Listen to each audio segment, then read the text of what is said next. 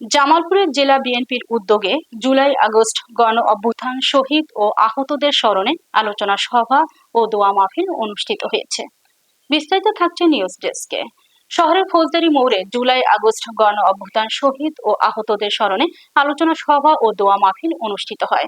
সদর উপজেলা বিএনপির সভাপতি শফিউর রহমান শফির সভাপতিতে প্রধান অতিথির বক্তব্য রাখেন জামালপুর সদর ৫ আসনের সংসদ সদস্য অ্যাডভোকেট শাহ মোহাম্মদ ওয়ারিস সালিম আমন।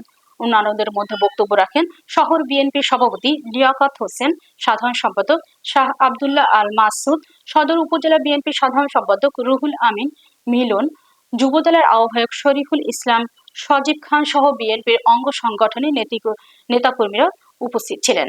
আলোচনা সভার আগে জুলাই আগস্ট গণ অভ্যুত্থান শহীদ ও আহতদের স্মরণে বিশেষ দোয়া মাহফিলের আয়োজন করা হয়।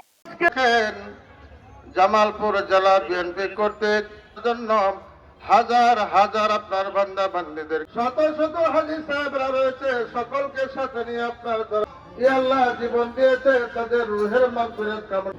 যারা অসুস্থ আছে আল্লাহ শাফে আজিলা কামিলা নসিব করেন। আল্লাহ আজকের আলোচনা দোয়ার মাহফিল থেকে আপনার দরবারে চিন্তা করে তার মাকাম জান্নাতুল উসমা দ্বারা তাদেরকে হেদায়েত নসিব করেন। ইয়া আল্লাহুর রহিম বিরহমাতিকা ইয়া আরহামার রাহিমিন। জুলাই গণ অভ্যুত্থানের মধ্য দিয়ে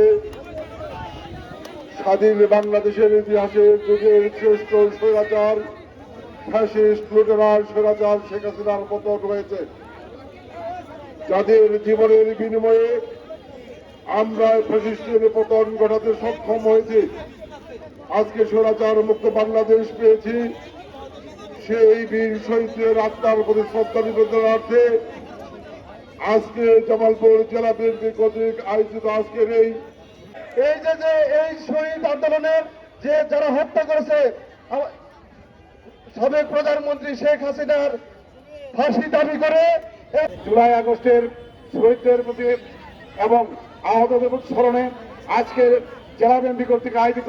আপনারা সামনে থেকে নেতৃত্ব দিতে পারতেন না, আজকে এমপি হতে পারতেন না, আজকে ফ্ল্যাগ লাগে সারা বাংলাদেশ ঘোরাফেরা করতে পারতেন না, বিএনপির বিরুদ্ধে ষড়যন্ত্র করতে পারতেন না।